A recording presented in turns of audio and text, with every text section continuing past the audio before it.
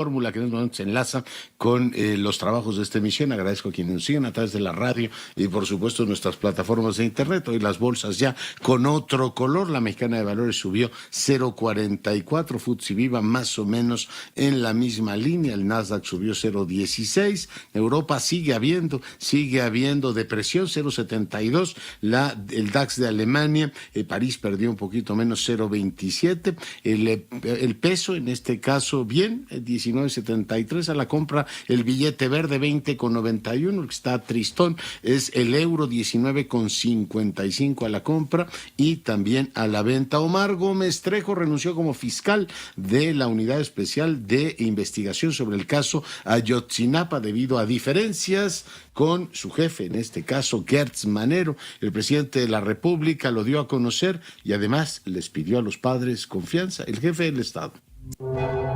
El fiscal se va porque no estuvo de acuerdo con los procedimientos que se siguieron para aprobar las órdenes de aprehensión.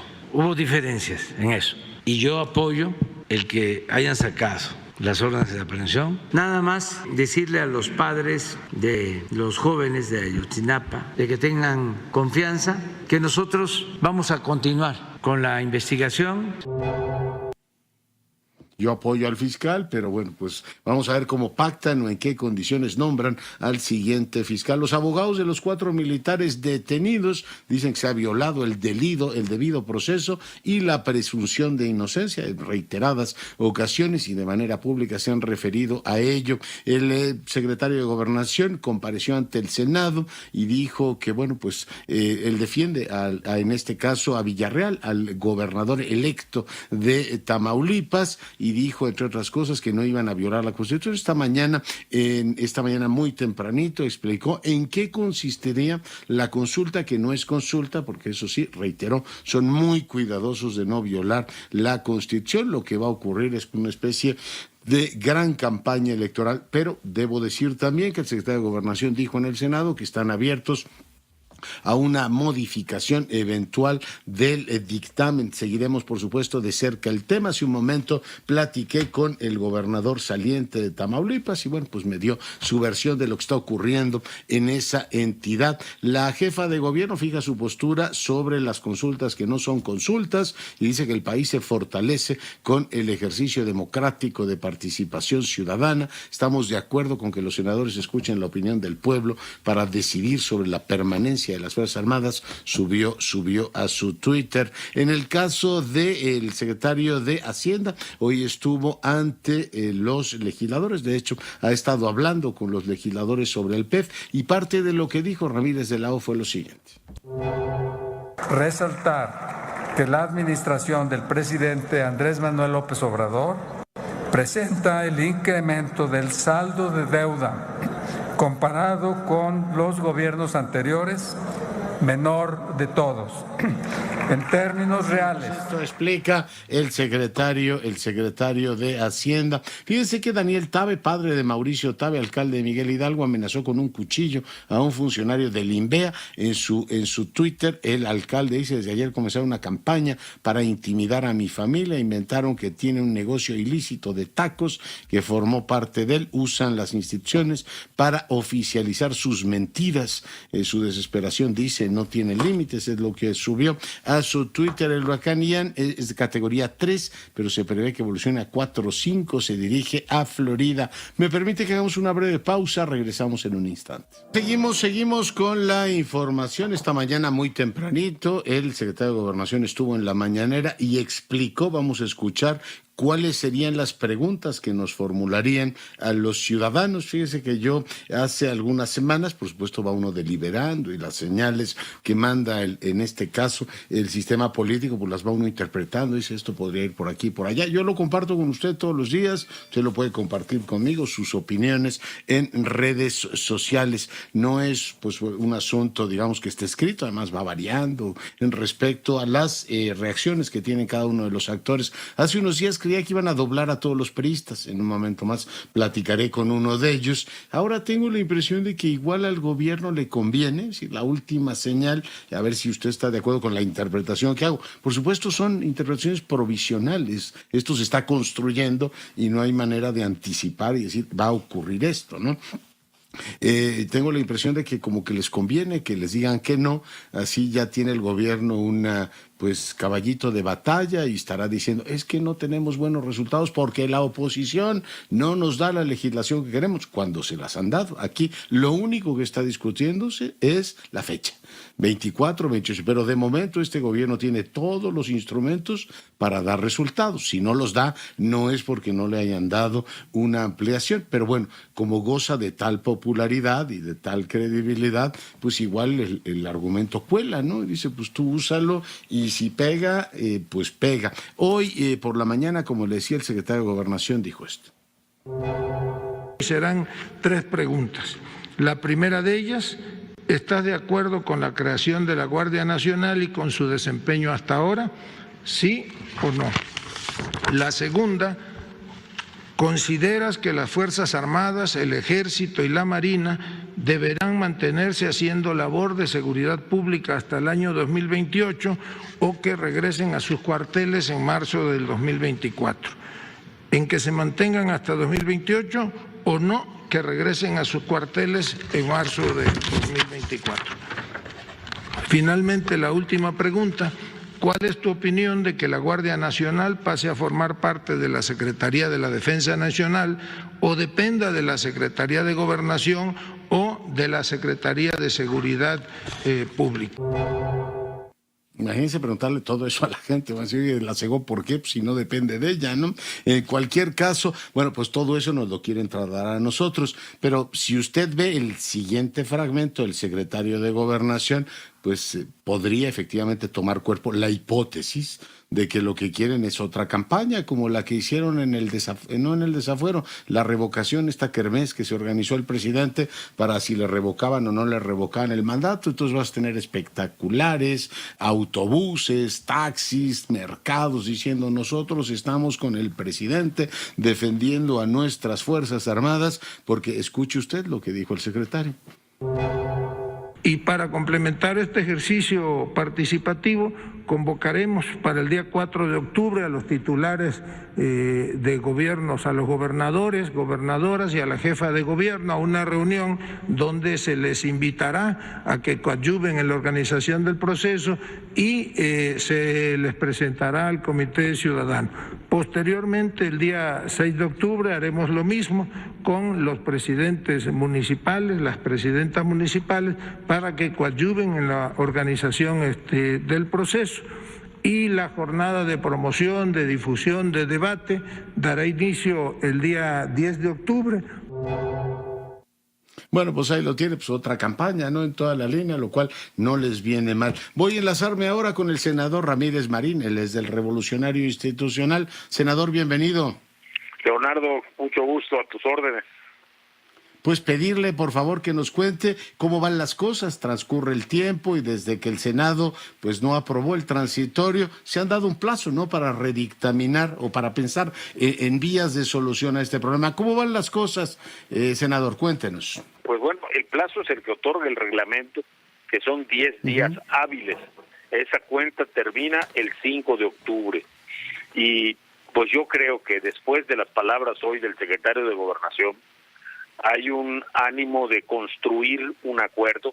El secretario hoy fue muy claro y dijo que ellos estaban en total disposición de que este acuerdo se construyera, de que lo que enviaron se modificara, que respetaba y reconocía a los senadores en cuanto a lo que pretenden mejorar. ¿Qué es lo que pretenden mejorar los senadores? Sobre todo el tema de las policías locales. Es decir, que cuenten con el presupuesto adecuado, con la supervisión adecuada, que haya una estrategia que esté enfocada no a enviar más fuerzas federales, sino a fortalecer a las fuerzas locales. Esto tiene que llevar un proceso. Si lo hacemos de golpe, pues seguramente vamos a causar muchas desgracias.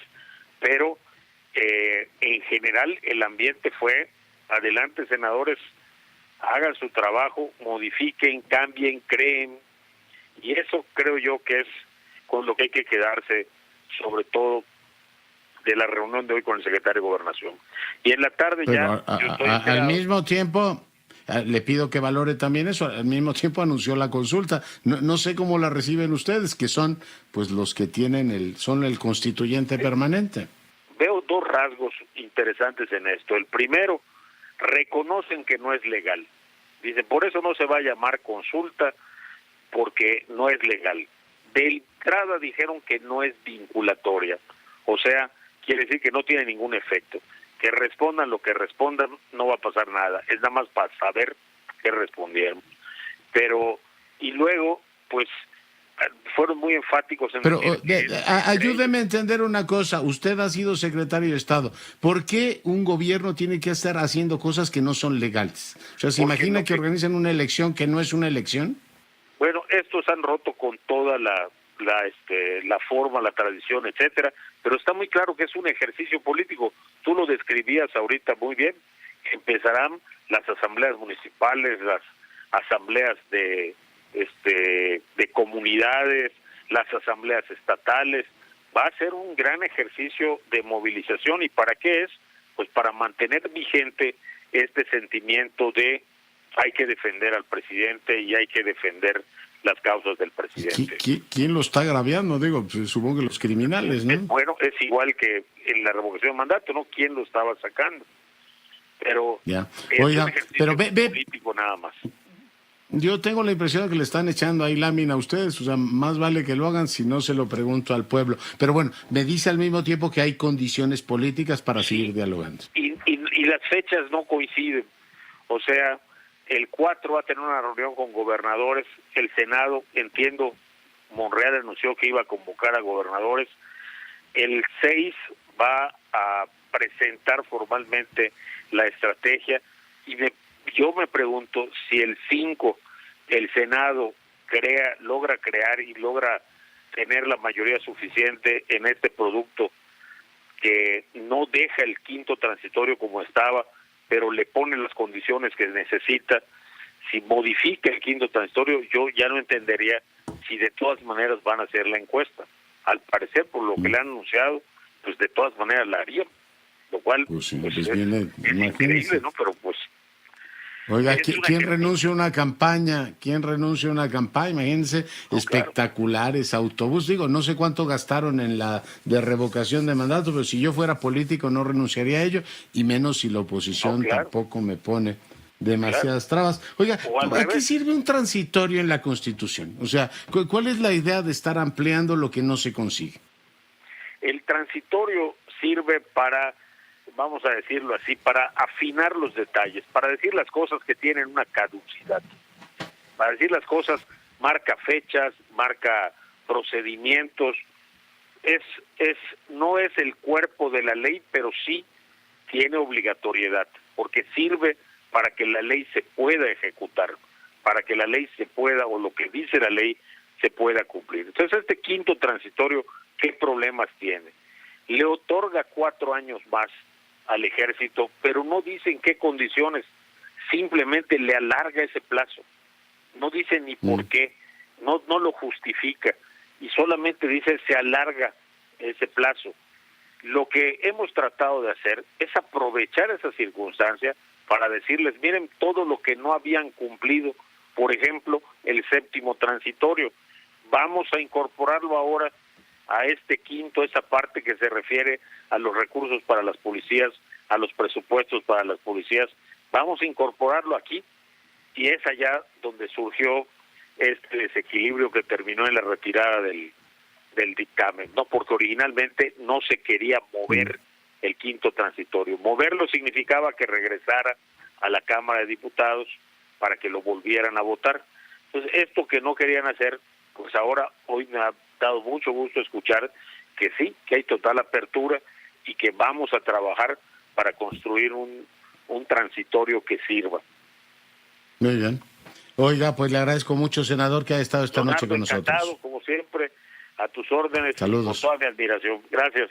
Gracias, senador. Bueno, pues ahí lo tiene el senador Ramírez Marín, hoy conversando con usted sobre este tema del transitorio. Seguimos con la información y el análisis. Vamos ahora contigo, Edna Jaime, ¿cómo estás? Hola, querido, estoy muy bien, ¿cómo estás tú? Yo feliz de verte. ¿De qué vamos a platicar hoy? Igualmente. Leonardo, fíjate que te quería presentar los resultados de nuestro análisis del presupuesto 2023 respecto al gasto en seguridad, pero me parece que el tema Ayotzinapa como que no deja reducto para hablar de algo diferente. Estoy muy impactada por cómo se ha desenvuelto la investigación en estos últimos días. Y esto lleva a la reflexión que ya he tenido contigo, Leonardo, sobre el tema de la Fiscalía. Y me gustaría hacer una reflexión en 3 aspectos. Me parece increíble que después de 8 años no tengamos ni verdad ni justicia en este caso. Este caso fue el que eligió el gobierno del presidente López Obrador para trabajar en él, para esclarecerlo. Del universo de 100,000 desaparecidos, entre muchos colectivos de víctimas, de madres buscadoras, el presidente decidió que iban a ser los 43 desaparecidos en Ayotzinapa, que este iba a ser el caso de su administración, y su oferta fue verdad y fue justicia.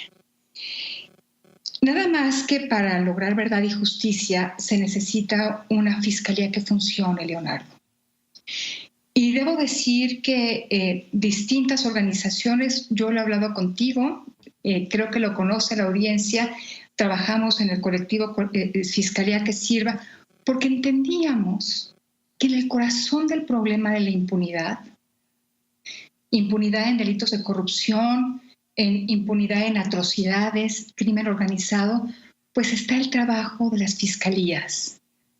Que todos los caminos nos llevaban a las fiscalías, y por eso se pudo construir un colectivo que convocó a tantos grupos de tan diverso origen.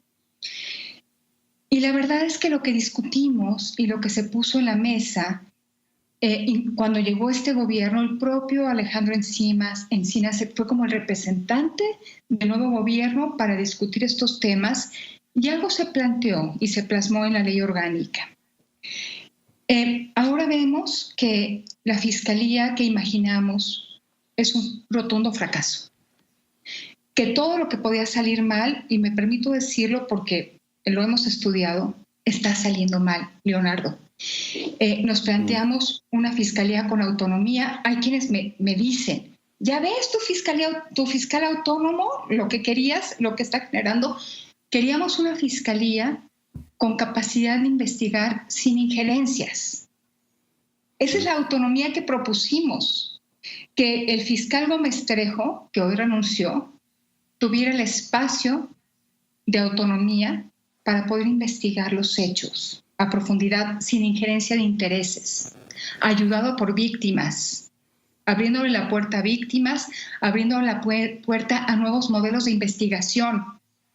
Esa es la autonomía que queríamos, no una autonomía que implique lo que está haciendo el fiscal, que no rinde cuentas a nadie. Leonardo, que entienda la autonomía como capacidad de parar una investigación porque él quiere. Autonomía para cerrarse a víctimas, para cerrarse a otras instancias del Estado mexicano. Me gustaría conocer el testimonio de Carla Quintana, de otras fiscalías en los estados. Encuentran las puertas cerradas de la Fiscalía General de la República porque el fiscal ha entendido la autonomía como eso. La capacidad de cerrar puertas. ¿Qué te digo a los ciudadanos? Tenemos el registro de que pues cada vez obtenemos menos información de la Fiscalía. Esa es la autonomía que el fiscal se ha otorgado, claramente en contra de lo que en algún momento se plasmó como autonomía de la investigación. Que quien tenga el caso de Ayotzinapa o de otro tema puede investigar a profundidad sin que nadie se meta, teniendo un equipo de profesionales. Ese es uno de los puntos. Profesionales en investigación. Ahorita tenemos indicios, Leonardo. Esta comisión especial generó una serie de evidencias y planteamientos que tienen que pasar por una investigación. No hay culpables, hay indicios. Tendría que haber una investigación profesional para poder convertir un indicio en una prueba. Y necesitamos pruebas científicas, casos bien armados, investigación de contexto para llegar a la verdad. Y eso lo hacen cuerpos de profesionales, Leonardo, apoyados por técnica, apoyados por teorías de caso, por gente preparada para la investigación criminal. Tuvimos en algún momento al GIEI, que colaboró con la investigación. Hay un montón de elementos, pero necesitamos una fiscalía que vaya a fondo y un fiscal que vaya a fondo. Hoy el fiscal que estaba a cargo pues renunció. Y el último elemento, Leonardo, son contrapesos. Por supuesto que entendíamos que quien tuviera en sus manos los instrumentos de la persecución criminal necesitaba controles. Evidentemente es otorgar mucho poder a una persona que llega al cargo a través de mecanismos que implican la confluencia del Poder Ejecutivo, del Senado, pero también controles. Y estaban dispuestos en la ley orgánica, que se aprobó cuando inició el gobierno. Ya después vino la contrarreforma del fiscal, pero sí estaban planteados contrapesos importantes, como un consejo ciudadano dentro de la fiscalía, que nunca se ha instalado, Leonardo. Sí se entendía, o sea, no hubo ingenuidad, o hubo un poco de ingenuidad, pero sí entendíamos que este fiscal, que iba a tener un poder desligado del poder del Ejecutivo y con los instrumentos de la persecución criminal en sus manos, un consejo de participación ciudadana ante el cual rindiera cuentas, contrapesos dentro de la misma fiscalía, las fiscalías especializadas separadas del fiscal general. Todo eso estaba previsto para tener contrapesos, pesos y contrapesos, controles que pues no permitieran al fiscal perderse en lo que implica el poder de tener en sus manos la persecución criminal. Y bueno, todo salió mal. Pues sí, la verdad es que sí. Mi querida Edna, te agradezco muchísimo tu comentario. Gracias, y te mando Leonardo. un gran abrazo. Cuídate Yo también mucho. a ti. Que estés muy bien. Igualmente, y dos cositas, yo creo que ya los Tabe hicieron balance, y bueno, el padre Daniel Tabe sube al Twitter una disculpa, dice, ofrezco una sincera disculpa por lo que hice el día de hoy, y el alcalde dice, desde el gobierno le pusieron el dedo a mi papá, bueno, dice, lamento mucho su reacción, y nada lo justifica, lo cual es efectivamente verdad, nada justifica que saques un cuchillo, aunque la autoridad te puede irritar o tengas la percepción de lo que sea, que es esta cultura del antagonismo.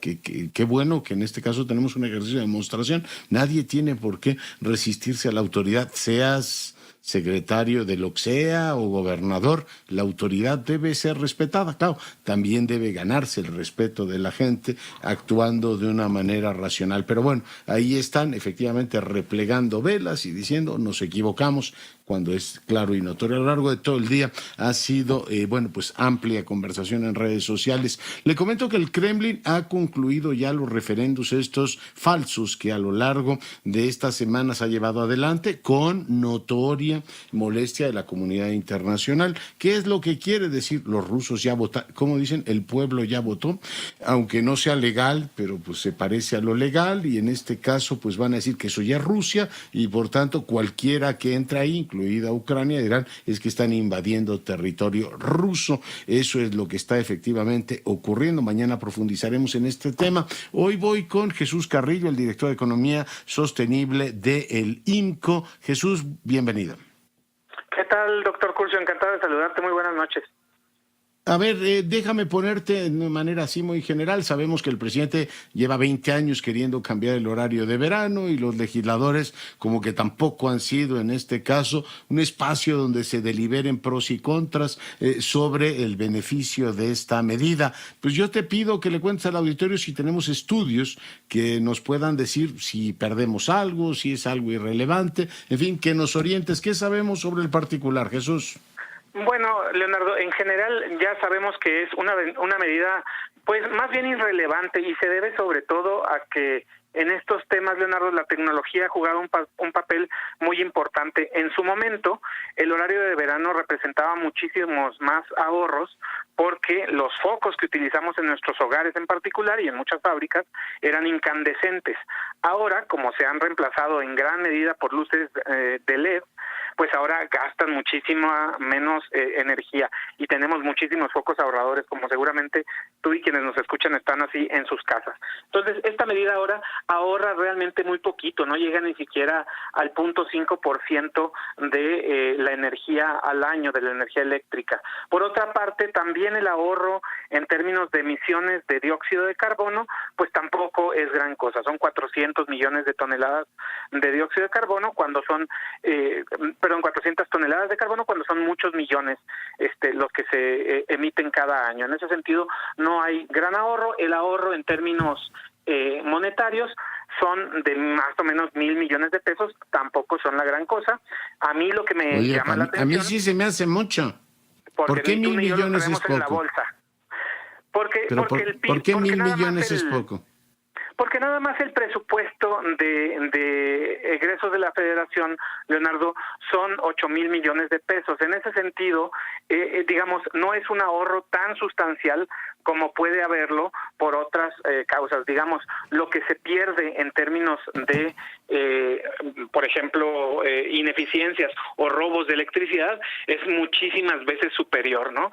Entonces, en ese sentido, 1,000 millones de pesos, aunque son un monto importante, y aquí es a donde yo quisiera llegar, que, digamos, sí es curioso, sí llama la atención que pues ahora se diga que 1,000 millones de pesos no son nada, pero cuando se trata de dárselos, por ejemplo, al INE para organizar una consulta de revocación de mandato, entonces ahí sí sean demasiado dinero el que exige esta institución. Entonces, desde luego es algo... Creo que 1,000 millones es lo que cuesta el INAI en un año, ¿no? Y eso les duele hasta el alma y esto no es nada. Oye, en este caso, bueno, pues si efectivamente son 1,000 millones, yo creo que el asunto merecería una discusión un poco más amplia, ¿no? Pues mira, siempre merece de todos modos una discusión amplia. En este sentido, como estos 1,000 millones de pesos están demasiado diluidos en la economía, pues es difícil pensar que alguien en particular se los va a ahorrar. Es decir, no es ni siquiera el gobierno quien lo ahorra, sino básicamente entre toda la economía. Por eso es que se considera tan poquito. De todos modos, creo que merece una discusión, como merecen todas las modificaciones legislativas, ¿verdad? Que sea profunda y que sea técnica. Hay otros elementos que aquí son importantes y creo que por eso es, en ese sentido al menos trae un elemento que creo que sí es muy positivo, que es que conserva la franja fronteriza para que no se afecte tanto el comercio con los Estados Unidos. En ese sentido, desde Valle Hermoso y Río Bravo hasta Tijuana y Mexicali se mantendrá en un rango de 20 kilómetros el horario de verano. De todos modos, sí, tienes razón, debería de discutirse siempre porque todos estos temas pues atañen a cuestiones porque leía un artículo de Odón de Buen con argumentos muy parecidos a los que tú me pones sobre la mesa, pero yo me sigo preguntando, entonces, ¿por qué los americanos y los europeos lo siguen usando y solo en México parece que el asunto no tiene ninguna relevancia? En realidad ya se está considerando en varios países irse eliminando.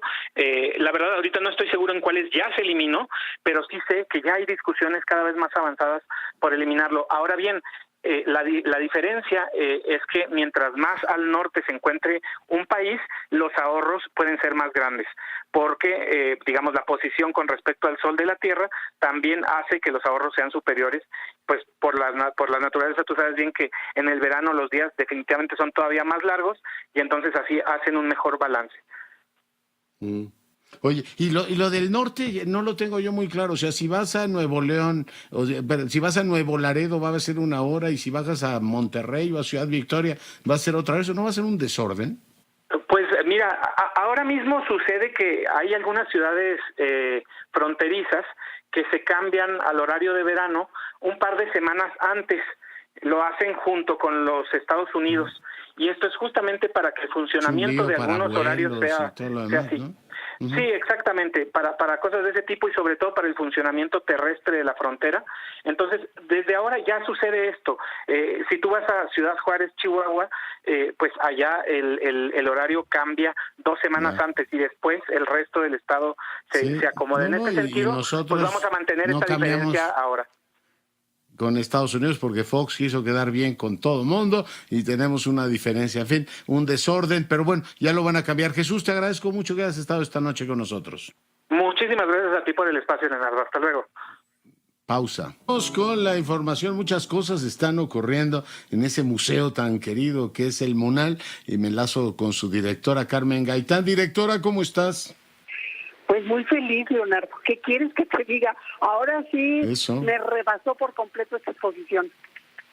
Me alegro mucho que seas rabiosamente feliz. Además tienes ahí una proyección, ¿no?, sobre tu fachada de un videomapping, que bueno, pues es una especie de iluminación que es cuando uno la ve, efectivamente, verla en vivo debe ser fantástico, algo muy llamativo. Y además tienes las piezas del Thyssen ahí en el MUNAL, Carmen. Así es. Fíjate que en el marco del 40 aniversario del MUNAL, en el 20 aniversario del Centro Cultural de España en México, y sobre todo en el marco de la Conferencia Mundial de la UNESCO sobre Políticas Culturales y Desarrollo Sustentable, el Mondiacult, como tú sabes, se presenta esta muestra, que es una selección de 8 obras de la colección española del Museo Nacional Thyssen-Bornemisza. Lo más sensacional de esta exposición, Leonardo, es que llega por primera vez a nuestro país para ser exhibida en las salas virreinales del recinto. ¿Qué quiero decir con ello? Que nunca han salido de España, nunca habían cruzado el mar.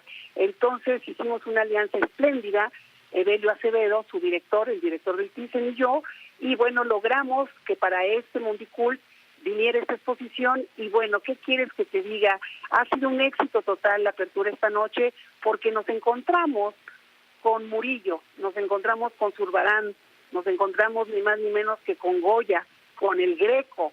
Así que el MUNAL saca de sus bodegas también obras de primer calado, de Cabrera, obras también de Ruelas. Ruelas está dialogando, por ejemplo, con Goya. Fíjate qué genios, ¿no? Uno, absolutamente, esta obra que es La Crítica, este murciélago que está encima de la cabeza de un hombre, y está ni más ni menos que dialogando con el tío Paquete. El tío Paquete es un hombre pintado por Goya ciego, y cuya boca es como la entrada del infierno.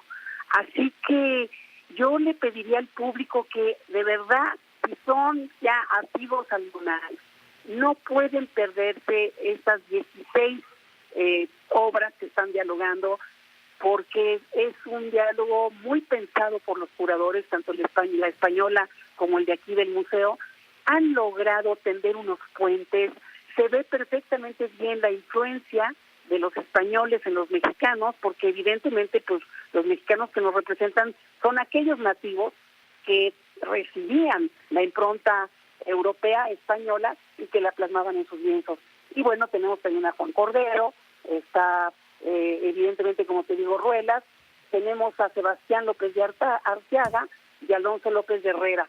Estos son nombres de españoles que vivieron en España, que vivieron aquí en la Nueva España, y que se quedaron y emularon a los grandes maestros. Así que en el 40 aniversario del MUNAL, ¿cómo te puedo explicar que esto ha sido de lo más sorpresivo? Porque está a reventar de público, que se sienten verdaderamente deslumbrados con esta muestra. Oye, absolutamente, ve uno ese Greco que tienes ahora ahí y otros más. Oye, pues fantástico. ¿Y la vas a tener ahí hasta cuándo, Carmen? Mira, si todo va bien, estamos luchando ambos museos para que se quede hasta el 18 de diciembre. Hasta el 18 de diciembre. Oye, y espectacular la fachada con la iluminación esa que pusieron. Así es que hoy está de fiesta el museo. Te dejo porque sé que estás ocupadísima, directora. Y un abrazo enorme y espero que nos veamos muy pronto. Yo también lo espero. Y bueno, pues ahí está el Munal. Vea las imágenes del mapa mundi, ¿no? Cómo lo fueron iluminando. Y después ir a ver estas piezas del Thyssen-Bornemisza, uno de los museos emblemáticos de la capital de España. Bueno, pues ahí está lo que está ocurriendo efectivamente en el ámbito del arte. Vamos ahora al ámbito de la política constitucional. Le llamamos a Pedro Salazar. Él es investigador de jurídicas, exdirector de ese instituto. Mi querido Pedro, ¿cómo estás? Muy bien, Leonardo, muy buenas noches y muchas gracias por la invitación. Oye, pues yo estoy asombrado, por eso te pido tu opinión, tu consulta, de que el gobierno ahora nos propone hacer cosas que no son legales. Yo no sé si eso sea productivo. Un gobierno debería estar haciendo aquello que digamos, las leyes le confieren o le autorizan. En todo caso, tendrá muchas cosas que hacer para estar haciendo cosas que no son legales, pero que son políticamente muy rentables para ellas. ¿Qué opinión te merece lo que hoy presentó el secretario de Gobernación, Pedro? Mira, pues mucha preocupación, Leonardo. Al final, no olvidemos, si no es un formalismo, es algo constitutivo de un Estado. El primer acto que realizan los gobiernos, en este caso los titulares del Ejecutivo, el presidente y también quienes asumen cargos públicos, es cumplir y hacer cumplir la Constitución y las leyes que de la misma emanan. Es decir, es una obligación de principio y es la primera obligación que adquieren, porque en el cumplimiento de esa Constitución y esas leyes está la garantía para todos nosotros de cuál será el comportamiento de quienes van a asumir posiciones de poder. Y eso de que por encima del derecho se coloque una lógica política, coyuntural, de interés de parte, de proyecto de gobierno, pues es sumamente preocupante porque amenaza, y no es exageración, con fracturar al Estado de Derecho, con generar en verdad un desfondamiento de eso que llamamos Estado constitucional, que bueno, pues es no es un concepto, es un diseño y un arreglo de instituciones que es venturoso, que es civilizatorio, que es pacificante y que además es el punto de encuentro de todas las personas que vivimos en eso que llamamos México.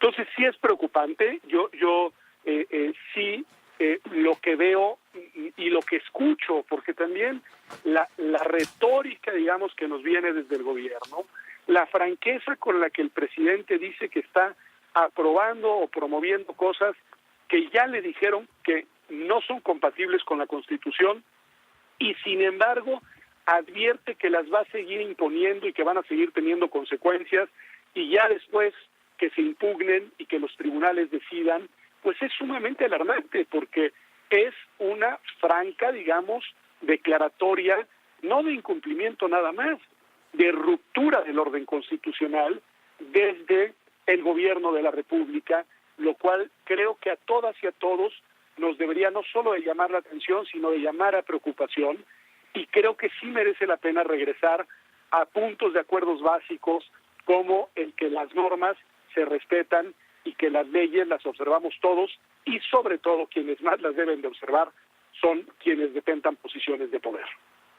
Pues así están, y además supongo que tienen mucho que hacer para estar organizando consultas que no son consultas, como hacer un censo de damnificados que no es un censo de damnificados. Es decir, no. Oiga, ¿que no tiene usted trabajo con lo que ocurre normalmente, gestionar el país, para estarse inventando cosas que no tienen más productividad que el disfrute político, ¿no?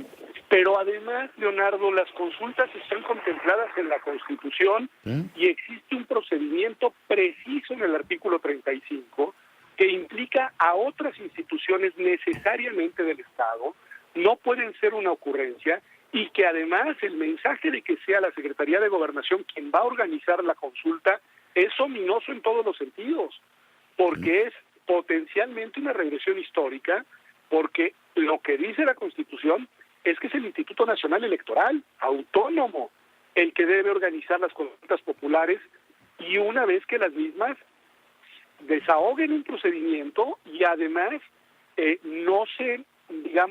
no versen sobre una serie de temáticas que están en la Constitución y que yo me temo que además lo que se quiere preguntar es precisamente algunos de los temas sobre los que la propia Constitución dice que no pueden realizarse consultas populares.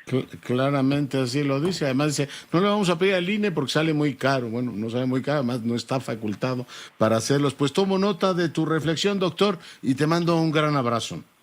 Gracias, Leonardo, y muy buenas noches. El doctor Pedro Salazar, investigador, exdirector del Instituto de Investigaciones Jurídicas, hoy para fortuna nuestra, compartiendo su opinión. Y bueno, pues le decía que mañana se inaugura Mondiacult en el marco de esta importante reunión de los, en este caso, de los ministros de cultura de todo el mundo. Vamos a ver si en un momento más podemos hablar con el doctor Villanueva para que nos dé su punto de vista y tenga usted la visión del experto sobre lo que cabe esperar, ¿no?, de esta política multilateral, si tenemos expectativas o simplemente va a ser una reunión como muchas otras en donde pues se dicen además sobre la cultura quién se va a pelear. Maru Rojas, te saludo. Leonardo, el pleno de la comparecencia. ¿Me escucha? Sí, adelante. ¿Me escucha? Adelante, Maru. La comparecencia hoy, doctor, duró 8 horas, al menos 8 horas en el Palacio Legislativo de San Lázaro. El secretario de Hacienda fue un día sui generis porque nunca habían hecho esperar 2 horas a un secretario a punto de comparecer porque había un problema ahí en la Junta de Coordinación Política con perdonarle o no el video del domingo a Santiago Krill Miranda. Esta comparecencia inició 1:30 de la tarde, más o menos. El secretario Rogelio Ramírez de la O dio a conocer que al día de hoy nuestra economía liga 3 trimestres consecutivos de expansiones con el fortalecimiento del mercado interno, el aumento al turismo, avances en materia de inversión pública, así como los programas de bienestar que son la bandera de este gobierno. Prestaciones y poder adquisitivo de los trabajadores también han aumentado. En términos reales, dijo que al cuarto año de la administración aumentó ya el 7% del PIB, que para 2023 el gasto será de 8.3 billones de pesos, que es 11.16 más que el gasto que rige ahora. Pero por parte de los diputados le preguntaban, usted que sí es letrado, usted que le sabe a las finanzas públicas del país, ¿por qué no le dice la verdad al presidente? Le dijo Marcelino Castañeda del PRD al propio secretario de Hacienda, y Delfonso Guajardo le dijo, no hable de que es una deuda externa heredada, porque el 70% es de todos los gobiernos anteriores de la historia en este país y el resto, 30% de la deuda, es la adquirida por esta administración. Así lo dijo Ildefonso, cómo viene repartido ya casi en su totalidad el presupuesto para pensiones y salarios. Que prácticamente 1.3 billones se va a salarios, 1.5 se va básicamente también al tema del pago de la deuda y 1.3 a pensiones, pues nos queda prácticamente comprometido el 50% del gasto. Señor secretario, háganos de favor de compartirnos su estrategia para que el futuro sea un futuro hacia adelante prometedor y podamos solventar las responsabilidades que hoy adquirimos. Así parco como es, Rogelio Ramírez de la O no dio respuesta a qué va a pasar con las vacunas en otra materia que no sean COVID. Rogelio Ramírez de la O insistió que la deuda externa, bandera del presidente en campaña, de que no iba a aumentar y mucho más que ello desaparecer, hoy tiene que ser adquirida como la herencia de los demás gobiernos. Así lo dijo. Que este tema de la deuda es central para la estrategia, no solamente de cumplir con las promesas de campaña, sino de no sobreestirar la liga por el lado del endeudamiento. Gracias. Muy bien. Y bueno, pues así las cosas, doctor. Ya gracias, terminó, fueron Maru, pues 6 horas de comparecencia. Muy amable por tu reporte, gracias. Y bueno, pues seguimos con la información. Nos vamos, cuídese, sea rabiosamente feliz, se lo merece.